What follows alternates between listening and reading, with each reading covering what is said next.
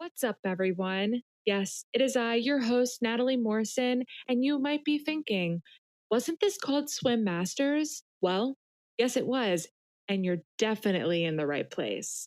We decided that we wanted to give the podcast a bit of a makeover, and we're so proud to introduce to you ReVoicing the Future, a Women of NAM podcast. Don't worry, it's still the same content, still the same hosts. We just wanted to take this to the next level.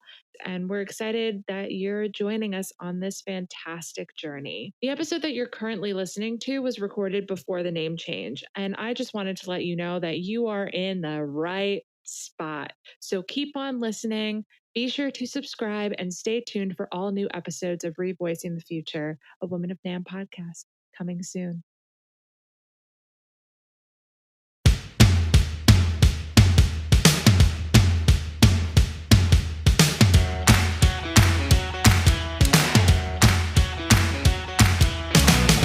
Welcome to Swim Masters, a podcast dedicated to help connect, grow, and support women in the music products industry.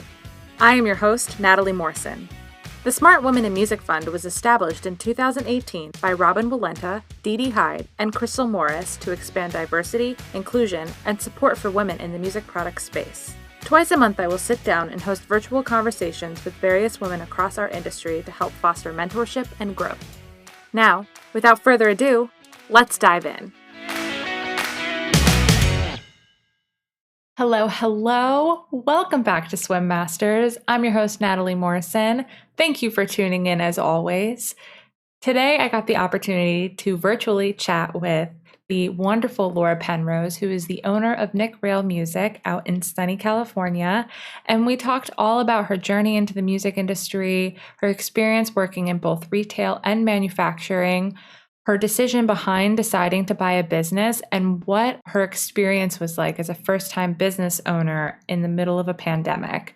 We also talked about her work-life balance and her family life, and I really hope that it resonates with a lot of you. So with that said, before we get into the episode, from all of us at Swim, we know that the holidays are going to look very different for a lot of you this year, but we just wanted to wish you a happy and healthy and safe Thanksgiving. We'll be back at the beginning of December with a few more episodes to help wrap up 2020. Yes, we are almost at the end of 2020. We're so close. So we're excited for the lineup of women that we have and the episodes that we have coming up. So be sure to stay tuned for that. But for now, happy Thanksgiving, and I hope you enjoy this episode. Hi, Laura. Thank you so much for joining Swim Masters. We're so excited to have you on the podcast. Thank you. I'm excited to be here. So I would love to start by talking about your journey in the music industry. How did you get to where you are, and where did that journey take you? Sure. It's a little bit of a long story just because it started when I was so young. I started taking piano lessons when I was 4 and, was really competitive with that all growing up. So I got into college. I was headed for a music degree. I went to BYU and I started as a piano performance major. And when I really got into it, I was only about a semester in when I realized that's a lot of time by myself in a practice room, just every day, all day. Yeah. So I kind of second guessed it and was like, well, maybe I don't want to do that all the time. So I ended up switching to a media music degree, which is kind of like other colleges' commercial music. So it kind of focuses on everything besides performing and teaching. Oh, cool. And it was great. Like we did recording and composition and everything else you can think of. So it was great. But then when I graduated, I was like, oh no, what am I going to do with this? So I basically just went around to all the music stores in the Salt Lake Valley with my resume and was like, please hire me. I just need a job. So thankfully it was not, I don't know if people do that nowadays. Now it's all online, but I just basically walked from store to store. I was like, hi, you should hire me. So I went into Summer Haze. I applied there. They hired me for a summer fall temp position. I was pregnant with our first daughter, so I kind of was like, well, I'll just work till I have my baby, and then we'll be done for a while. So I worked there for the summer and the fall. After I had my baby, I took a little break, and we actually moved down to the Caribbean for my husband's schooling. Wow. Yeah, we were down in St. Martin for 2 years, and it is not as glamorous as it sounds. It's great for vacation, but living there was pretty crazy. So, we were there for 2 years, and then we came back to the States, and we lived in California for a little while, and, I had another baby. So, we had 2 kids, we were living in California, and I was working at my mom's bridal store, which was really fun. The retail of that is so similar to high-end musical instruments. It's amazing, the crossover. So, that was really great, and then we moved to Chicago, and I worked at Sam Ash for about 6 months, which that was an interesting retail environment as well. Very competitive on the sales floor. It was very good for my sales training, but really stressful environment. Oh, I bet. Yeah, I worked there for about 6 months, and then we moved back to Salt Lake. I went back to Summer Haze and was like, "Will you hire me again, please?"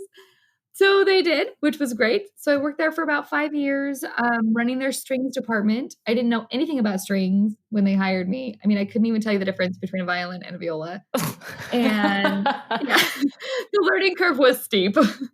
So I trained in that, did that for about 5 years, really enjoyed it. I just loved learning about the instruments. I loved working with customers. I loved working with the different manufacturers. It was a really, really great work environment. But by then I had had another baby. So now we're on baby 3. And I kind of, Wow. yeah, it's a lot of kids, but there's more. So, They're all close in age too, right? they're about 3 years apart. Oh, okay.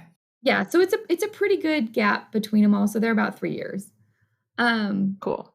yeah, so that's good. So let's see, so I had just had another baby and was like, I don't wanna work Saturdays anymore, like, I wanna do all the kids stuff on Saturday. So I got a job with Maple Leaf Strings, an orchestral strings manufacturer based in Cincinnati, and they hired me on as their Western regional sales rep. So I did that for about 4.5 years, loved it, traveled all over the Western United States. My territory was basically everything Colorado West. Oh, cool. It was great. Like, I loved that job. I loved meeting with store owners. I loved working with Maple Leaf people. It was super great. But I heard through the grapevine that Nick Rail was selling his company and had been kind of looking for a seller for a while. And he was one of my customers with Maple Leaf, and all of his stores are around my hometown where I grew up in California. So I sent him a text and was like, "Hey, I hear you're selling." And he texted me back and was like, "Well, I don't know how word got around, but yeah." And I was like, "We should talk some more." So on my next trip out there, I Wow. know, it's all started with a text message. So on my next trip out there, I set up a meeting with him and it kind of went from there. So it took Wow. 18 months. Yeah, it took 18 months for the whole thing to go through. It was a little touch and go there near the end. It was very stressful. Buying a business is very stressful, especially one with so many different facets like Nick Rail Music. But Nick is amazing. He's been great. Like, the whole thing's wonderful. So the sale of the business went through on September 19th. And then Nick worked with me full time for a year as a consultant. And we shared an office for the first 6 months.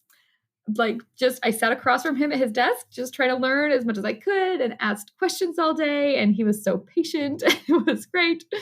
But yeah, at the 6-month mark, like, I think to the day is when the governor shut down all of California.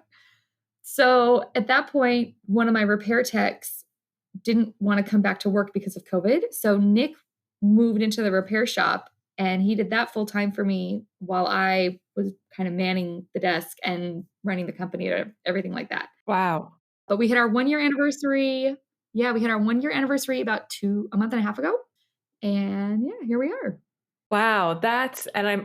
We're going to dive into all of that a little bit more, but that's so interesting how you started in college with one idea of where you wanted to go, then you changed your course, and then you've really gotten experiences in multiple sides of the music products industry. Yeah, it's been good. Yeah.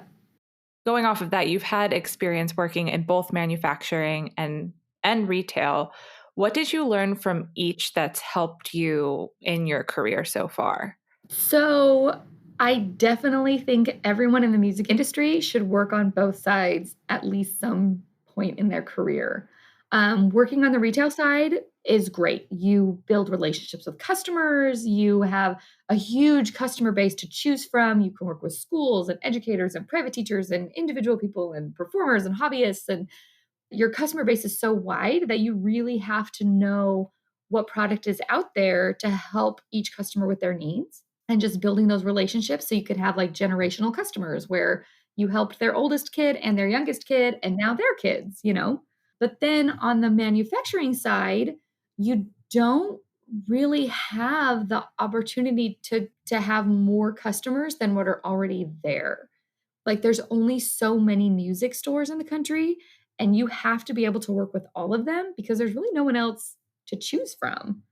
So so that customer relationship building is really, really crucial on both sides, but just in different ways.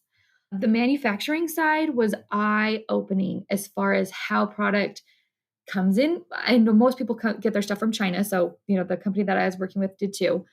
So, working with international relations and how the product flow is, and that the manufacturers and part of it really don't have that much control over when the product actually arrives and even what product is coming unless you actually own the whole factory and plant and everything. Wow. So yeah, that was really eye opening. So when a manufacturer says, oh, you know, we're hoping it comes in 6 months, but we're not really sure, they're not putting you off. They really are doing their best and everything in their power to get you what you need. But there are so many things that are out of their control that it kind of is a crapshoot, and you just hope it gets there when you say it's going to get there.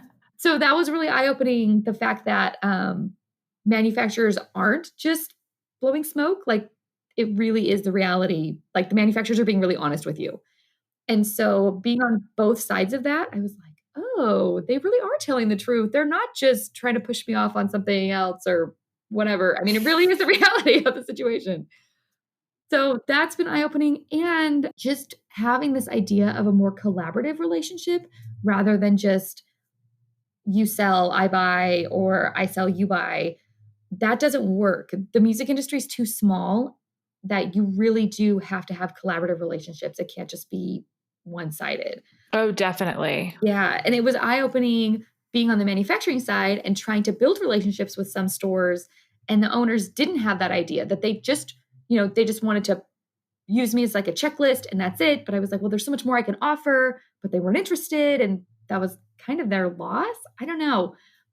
Just realizing that everyone is connected in so many ways and building those relationships is so much more important than just always getting the best deal. You know what I mean? Right. And I think everyone who works in this industry, it's a big family. Mhm. Even though there are so many different arms and legs to what the industry has to offer as a whole, but at the end of the day, everyone works together in some shape or form. Right, right. And I've been surprised too, moving into this role as an owner, how just amazing and helpful everyone across the board has been. I mean, there are literally dozens of people that I can ask questions to, and everyone will give me good answers. Like, no one pushes me off. Everyone is willing to help, which I am so thankful for. I mean, the the advice and suggestions and recommendations people have been giving me have just been invaluable. And it's amazing that I can ask people, even maybe my competitors, you know, like, how are you doing this? Is this working? What's going on here? Everyone is really open. And it's not that we're trying to steal the pie from each other. We're all about making the pie bigger, which to me is an amazing industry environment to work in. That's incredible. And makes you feel good at the same time that you know that you have this network of people that you can rely on and go to and know that they'll be there to answer any questions that you have. And I would hope that, you know, people would feel the same about me. Like if anyone asks questions, I mean, I always am willing to help any way I can. When one person succeeds, we're all succeeding in music. Exactly. So let's talk about your decision to become a first-time music store owner. And like you said, you recently celebrated that 1 year. What made you decide that owning a chain of stores was the right move for you at the time? So both my parents are entrepreneurs and have started their own businesses and have been successful in that. So to me, it didn't ever seem like a crazy idea. Hmm. My dad has an environmental lab. He's been running that for forever. I saw how much work was involved, but also the return. And then my mom, when I was in high school, started a formal gown store that ended up being this super successful bridal gown store that she had for, I think, 16 years. And it was great. So I was able to kind of see firsthand what it takes and what the rewards are. And it totally appealed to me. I mean, even all my other jobs, I always kind of wanted to be the boss of either my department or my part of the store or my territory. And I was super competitive. And like even at Summer Haze, like no one was allowed to come in the strings department. That was my department. No one can come sell in there. I kind of always took ownership over whatever I was doing, maybe in not the most productive way, but to me, it's like the only way that I could really function. So when this opportunity came up, I kind of asked other music store owners and especially other mom music store owners and was like, hey, do you think this could work? Like, I know how much work it takes, but with the music store, is this possible? And all of them that I had talked to said, if I was starting it from scratch, it doesn't work when you're trying to raise little kids just because of the sacrifice that it takes. But if you're able to step into one that's already successful and already kind of running on its own, then you can just go in and make it better. And it's so much more conducive to having kids in that environment. So Interesting. it's like, okay, cool. And then when this came up, that was eye-opening to me. And when they pointed it out, I was like, oh my gosh, you're totally right. It would be impossible for me to start it from scratch with so many little kids because I had another one again. So I have 4 kids while doing all this, which is great. So many children. But yeah, so the idea of business ownership always appealed to me. And the fact that it was Nick Brown Music, I was like, oh, well, this is great. If he thinks I can do it and the bank thinks I can do it, maybe I can do it. So getting into it, for sure, there was a little bit of naivete, a little bit of ignorance, for sure. I mean, nobody knows what it is like until you're doing it. But I knew that going in, that the learning curve was going to be steep. I didn't know what I didn't know. I was super willing to learn and listen to everyone. And now that we're in it, the first 6 months were great. It was so hard and so challenging, but in the most productive, positive ways. It was amazing. I was like, oh my gosh, this is exactly what I'm supposed to be doing. I love this. I love what I'm doing. I love who I'm working with. I love just every part of it was amazing. And then when COVID hit, it was like, okay, maybe not so fun anymore. This is really hard. And it was really stretching me creatively, which has been much more challenging than just learning the ropes and learning how to improve what's already there. Right. So that part has been challenging. It's still fun, but it's not quite as fun. It'll get fun again. Yeah. But right now, not so fun. So let's talk about your first year because you've handled a bunch of different challenges throughout the year with the unfortunate untimely passing of David Lucky Harms. And on top of that, the global pandemic. Right. How did you go about it and keep yourself strong and focused? Did you have a plan or did you just take it one day at a time? So when Lucky passed away, that hit really hard. He and I had a little bit of a bumpy start at the beginning, and looking back, it's really funny. But we built such a tight bond so quickly that, I had great plans for him and what his position was going to do. And we had just promoted one of our managers to be kind of his sidekick to, so they could both focus on what they were doing. And I had all these plans for his role and everything.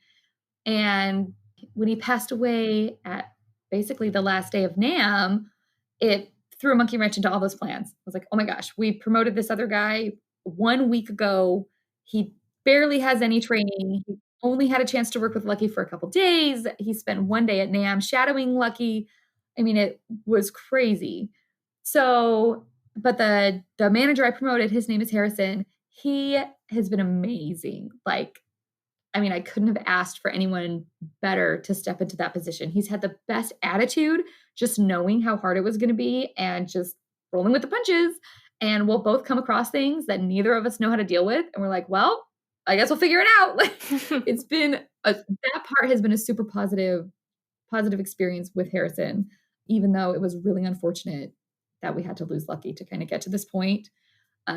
Things definitely would be different if he was still around, but I think that we have kind of overcome that challenge.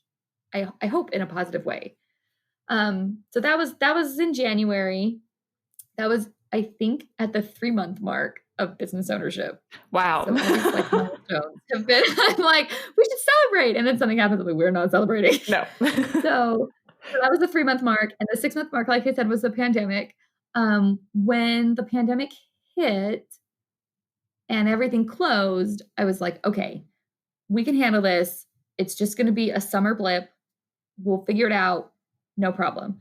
So we kind of took it month by month. We started implementing new plans as far as how we were going to treat the rental returns, how we were going to treat school instrument cleanings. We came up with this whole program of all these different layers and levels of cleanings that we were offering to different schools based on their district and quantity and budget and things like that.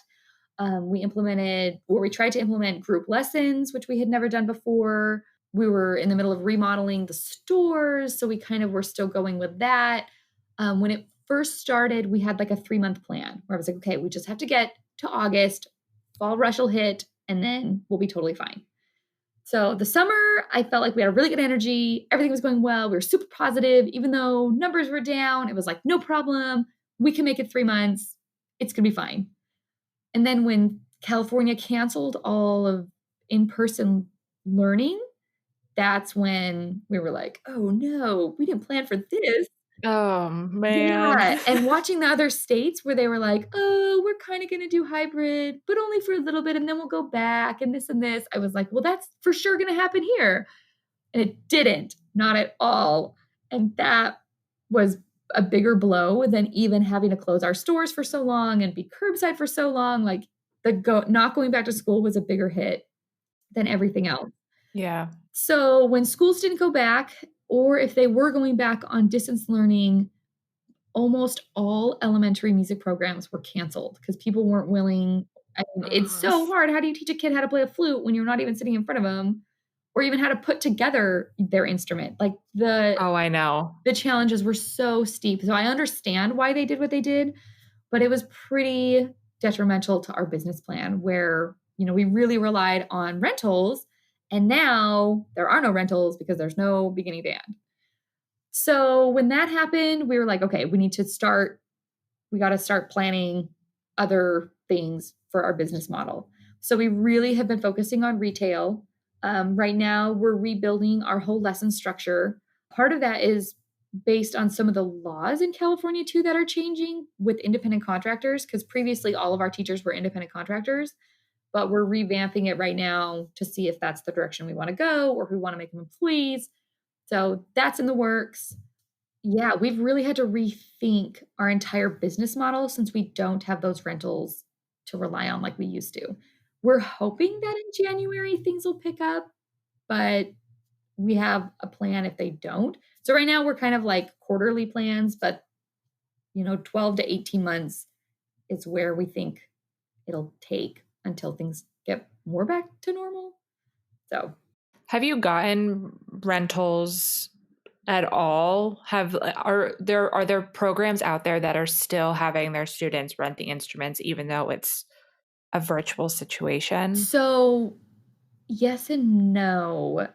Part of the challenge is if there's no elementary ed, there's no beginning students, and even the intermediate and advanced programs, most of them have their instruments already. Or if they don't, their enrollment class size is so small. So where normally you'd have 50 kids in an orchestra, now you have 12, just because they're having to do the social distancing and people aren't signing up because nobody wants to learn online. Like there's so many contributing factors that it's a little bit crazy. Yeah, I understand that. My mom's a music teacher, and she teaches beginning band. And I just remember the first few weeks, because normally you teach the kids how to put together the instruments, how to make a sound. That's usually a 1 to 2 week thing, but it turned into a month-long process on how to teach the kids. And half of them are in person, but they can't play the instruments, and the other half are in school and they can play the instruments, but they have to be muted. It's it's just so crazy. It's a whole thing. So crazy. So you also, I believe, opened a new store in the middle of a pandemic. Is that correct? Yes. So that was not originally the plan. Uh, Yeah, can you talk us through the process for that decision and why you felt it was the right move at the time? I don't right, know. right, right. So, okay, so we bought the company in September. And in my hometown, there was this little shop that had been there for 47 years. Wow. It was the local music store. It was so cute, but it was pretty old, kind of run down, but they'd been there for so long. So I knew that eventually, if they closed, I wanted to put a store in that location just because it's my hometown. Like I wanted to Yeah. still be a music store. So I was like, okay, 5 years, 10 years, I'm going to keep an eye on that spot. So I reached out to the landlord when I bought the company in September and was like, hey, just throwing this out there. If down the road they're looking to sell or they're moving out, I want to be first on your list of people to contact to move into this spot. And the landlord emailed back and was like, cool, they're not renewing their lease. You can move in now. And I Whoa. was like, no, that's not what we want. We need like 5 years, you know? And they were like, no, they didn't sign their lease. You can sign a new lease in November, or I'm going to give it to other people. And who knows when you'll be able to do it then. And I was like, oh no, this is way too soon. But I really didn't want to miss out on this opportunity. So we signed paperwork in November to move in March. So I was like, okay, that'll be fine. You know, I'll have 6 months of learning this business, and then we'll open this new store, which I knew wanted to be a string shop because that was my background and specialty. So I was like, okay, it's gonna be totally fine. And then COVID hit, and we got possession of the building March 1st, and everything closed March 17th. And I Wow. was like, that's not great timing. So, but we had it. So it's like, well, we might as well try to make it work. We have this lease. Here we go. So the original plan was to open May 1st. But with COVID, everything was closed and we couldn't even get the supplies needed to like build out the store. None of the flooring stores were open and none of the cabinetry people were open. And if they were open, they didn't have any of the inventory. And it was crazy. So it took us 6 months or 5 months to just do the build out. And thankfully, the landlord was being really great and was like, well, you know, I won't charge you rent until you're actually able to open, but you need to be like working on it. You can't just be building out for forever. And I was like, cool, that's great. As soon as we can, we'll open. So we opened August 3rd and it's beautiful. Like, I love my new store. Aw. It's so beautiful. I love it. Like, it's where my main office is. It makes me happy every time I show up. I just love it. But I Yay. was a little worried. Yeah, it's been great. So the store is great. That's great. I was a little worried that the community was not going to be receptive to a new music store because the other one has been there for so long. But every day we get people walking in just wanting to look and see what we're all about, and everyone loves it. They're so happy it's still a music store. I feel so much just community embracing, which is great. So that's been really great. But also, it's not like you're a random person moving into a store in a town. Like you grew up in that town, so you have roots there. So it's still a local store, even if it wasn't the original. Exactly. And we made sure that that was our big marketing push, like local Camarillo girl, you know, sets up shop in hometown. Like I went to the high school here and my kids are in school here. And so we really were trying to push that to be like, look, I'm from here. I'm not like an outsider. Yeah. So yeah. So it wasn't in the plans to open up during a pandemic. It wasn't the plan to open a store, even though it was 5 years sooner than we wanted. But it was kind of too late at that point. So we're just like, well, we'll make it work.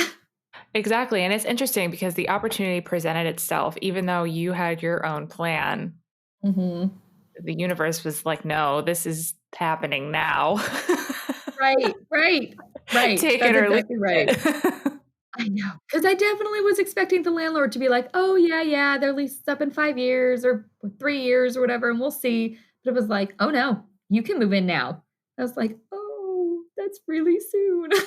But that's also interesting because this happened pre-pandemic. And it's interesting that Right. they decided not to renew their lease pre-pandemic. Who knows what it would have had? Like it's just interesting to think about like what would have happened. I know.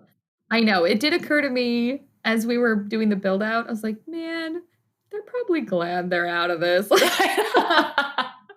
Like they probably thought they dodged a bullet and they're laughing at me and oh Hey, well. but Here I we are. commend you. This is incredible to just have this opportunity and seize it, even though the world around us is not normal and we're living through this pandemic. You saw the opportunity, you seized it, and now look where you are a year later.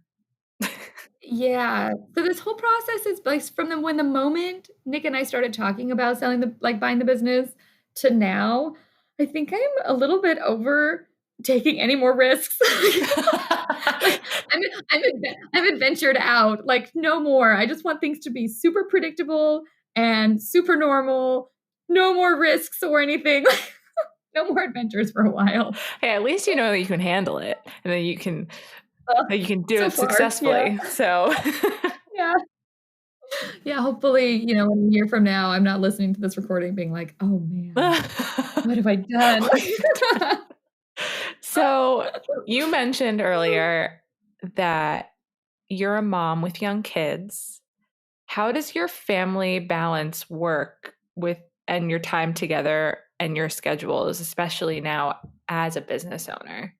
So so I have 4 kids. I have a 12-year-old daughter, a 10-year-old no, oh, she just turned 13. I have a 13-year-old daughter. Oh, Yeah, her birthday was last weekend, so I forgot. So happy belated birthday. so she just turned 13. I have a 10-year-old son, a 6-year-old son, and then a daughter who just turned 3. So Oh, there's a 10-year span between them. It's great. Being a mom is super, super hard, but I realized early on that I'm a much better mom when I work. I hmm. tried being a stay-at-home mom for about a year when I had 2 kids, and it was so hard. Like, I don't wanna say I hated it, but it was so hard. I was not happy. I was not a good mom. I was not a good wife. It wasn't working, and so my husband and I decided that I have got to go back to work. So that's when I went back to work for Summer Hayes the second time, and since then, I've worked full-time. So, with working full-time up to this point, it's kind of just our natural family groove. Like, the kids know, dad and I go to work, we come home in the evenings, we do, homework, dinner, bedtime. That's just our family routine. So buying a business and being a business owner was not that drastic of a change for my family. I was already working full time with my job with Maple Leaf. I was traveling, so I was gone overnights. We all kind of were used to this routine. The biggest challenge right now with being a working mom is the stress level is so different. Yeah. Like working for someone else, yeah, I had goals I had to make, I was busy, but the stress was different. And so right now, my husband and I are working together. So he's actually my COO and VP. So he's in charge of kind of the money and making sure things are running okay. And we've been doing that for about 10 months. Nice. And it's been great. Like my husband has been amazing. There's no way I could have been going through this without him. Just, business support, emotional support, mental support, family support. Um, that's been really good. Honestly, the hardest part with all of this being a working mom and a business owner mom and having all these kids has been the distance learning, Yeah. where now we're homeschool teachers. That there's no way I could have done it without my husband. He really has taken that role on and just is so organized with the kids, is so on top of their homework. So I don't have to worry about it and I can just focus on the business. We're a little bit in the reverse traditional roles like that, but for us right now, it's working. It's got to work. It's the only thing that can kind of get us through this. It's not ideal. Like ideal would be to send the kids to school and go back to our normal routine. Right. But that's been hard. So I do think that leading up to this, we were already in a routine of me working. So that wasn't a big change or anything. But the stress level, that's been a little difficult to manage. So we've been really open with the kids about what's going on. Like, I'll come home from work and be like, you guys, I had a really stressful day. I'm really sorry if I'm short with you guys. It's not directed at you. Just, I'm trying to be really patient and I just have a lot of stress on my mind right now.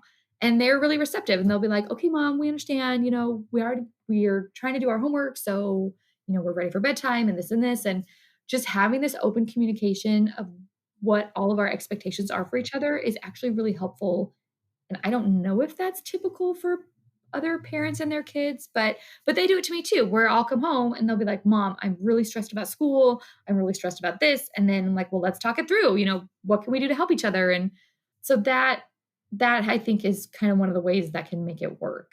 I love that. Yeah. I mean, it really is setting expectations and boundaries on both sides of the table for, me and my husband, me and my kids and us, just having this open communication about what we all need and what we want from each other is crucial.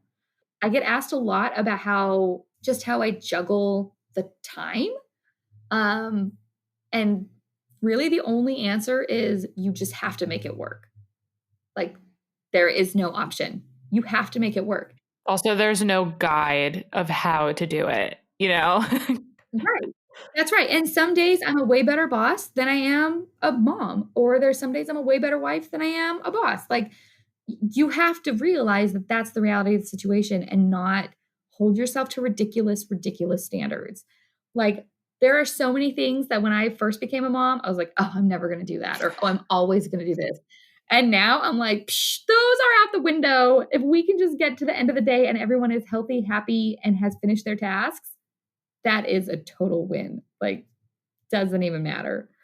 But yeah, so just realizing what's important at the time and being super, super organized. Like, I know self-care is a big thing, and I will literally put it in my calendar that I am going to take 30 minutes to just read a book, and it's in my calendar, and it's just as important as all my other appointments. And it just kind of keeps me and keeps me refreshed for all the other things that I need to do. But yeah, people are like, how do you do it? I'm like, you just have to do it. There's no other option. You have to do it. Like, you can't not do it. And I know that sounds so, it sounds so illogical, but it is what it is. Like, you just have to do it. Oh, I'm with you 100%. Self-care is number one on my list as well. And it never used to be, but I learned the hard way that it needed to be. So just it's logical to me. Maybe it's not logical to other people, but I feel you 100%. Yep. And with the mom stuff too, I mean, people set so many unrealistic expectations for what it is to be a mom. It's like, it's crazy. When I had 2 kids, I was really comparing myself to other moms and even my siblings, and because my sisters are stay-at-home moms. So I was always like, oh my gosh, they're such good moms and this and this. But everyone is their own thing. And I'm me, and I don't need to worry about what other people are doing. And if my kids aren't, I don't know. You need to just set up realistic expectations for yourself and lower your standards on things that don't matter. Like, it does not matter to me if my kids' rooms are clean every single day. It doesn't matter. Like, it's fine. They can clean it once a week, and that's fine. And I go over to people's houses that are spotless and all their kids' rooms are immaculately decorated and everything, and it's amazing. And I'm like, good for them. That is a skill they have. I don't, but I have other skills. So that's fine. It doesn't matter. It's like, lower those expectations. It's totally fine. Yeah. It's totally fine. And that's going to just lower the stress around you in general. Exactly. Because that could be a weight on your shoulders. Oh, totally. Like, realistic expectations are so important. Like, yes, my kids need to be fed, clean, be in school, and like turn them into functioning, contributing adults. And that's it. Like, everything else is just fluff. And if we get to it, that's great. If not, it's fine. It's totally fine. So I have one final question for you that goes along with being a mom and your family, but also just you yourself. If you could make sure your daughters learned one thing from your example, what would it be? And son. Yeah, right. All your my kids. Doesn't have to be just your daughters. Right. To just do it. I don't know. Like, I hope that they have confidence, because I think courage is different than confidence. And I hope that they have confidence and just aren't afraid of risks and aren't afraid of trying, and know that they can do it. That's the big thing. I mean, even with buying this business, everyone that I was talking to was like, "Oh my gosh, that's you're so brave, you're so courageous." But I'm not. I knew I could do it. I didn't think I was going to fail at it, so it wasn't really a risk. So, people have said that I'm courageous, but I don't think I am. I'm confident. There's a lot of things that I don't risk because I think I might fail at it. So, courage I don't think is the right word. But I hope that they have confidence and just know that they can do it, and that the things that they think are out of reach are not out of reach, and there's no reason why they can't do anything anyone else does. I mean, even with, people ask me all the time, well, why did you buy Nick Rail, and why did you think that was the right thing? Like, well, if it was not going to be me, it was going to be someone else. So why not me? You know, Right. it's a little, I mean, I don't want to sound arrogant, because that's not what it is. It's just this real reality of, well, if it's going to be someone, that someone could be me. So here we go. And I hope my kids learn that if it's going to be someone, why not them? They should be able to do, and they can do whatever things that they put their minds to. I love it. Your outlook is very inspiring. Seriously. And it's a lot of roll with the punches and fake it till you make it, and we'll just see what happens. But you're so real about it too. And you're honest about it. And I think that's what makes your story very inspiring, is that you had your mind set on something, but you also understand the reality behind it. But you're setting this example for other women to look at you and see that they can do it too. And I think that's great. I hope so. Yeah, all growing up, I always kind of thought I should have been born a boy, because I always wanted to do be in charge, and I wanted to be the boss, and I was super bossy growing up. I mean, my husband will tell you that I'm pretty bossy. But I always thought that it was like, man, I should have been born a guy, because then I could be the boss and then I could do these things. And it wasn't until I was much older, after college and, into my career, that I was like, no. Being a woman is a whole nother benefit, that there's so many more things I can accomplish as a woman that I think people shy away from, and they shouldn't. Like, there are definite benefits of being a woman. I mean, there are things that are not. Like, there's definitely sexism that I've had to deal with and all of that, which we don't want to talk about because it's negative and we don't care about that right now. But all the positive things, there are so many things as a woman that are beneficial, that, I mean, you could do anything. Like, I'm glad that I'm a woman in a leadership role and not wishing that I was still a guy like I was growing up. So, yeah. So it's good. So I hope everyone just, has confidence and just realizes that they are amazing and they can do it. And why not? You're here. Well, thanks, Laura. I really enjoyed our conversation today. Thank you for telling your story and being so raw and real and just yourself. Well, thank you. And thanks for having me. I hope, if people listen to this, that they will, believe in themselves. Because if it's going to be someone, might as well be them, right? Exactly. It'll be good. Thanks, Laura. Thank you. Thanks for listening to this episode of Swim Masters. Don't forget to follow us on social media, including Facebook, Instagram, and LinkedIn, to stay up to date on all new things swim. We'd love it if you'd share and leave us a review. If you would like to learn more, please visit www.smartwomeninmusic.org.